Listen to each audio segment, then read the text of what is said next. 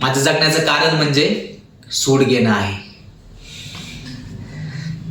ते फक्त तुझ्यामुळं माझं आयुष्य, माझी माणसं, माझं कुटुंब सगळं रस्त्यावर आणलं.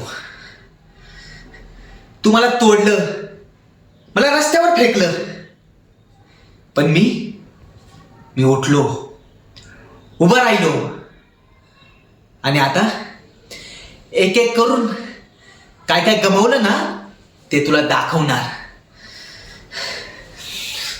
आणि ते तूही गमावणार.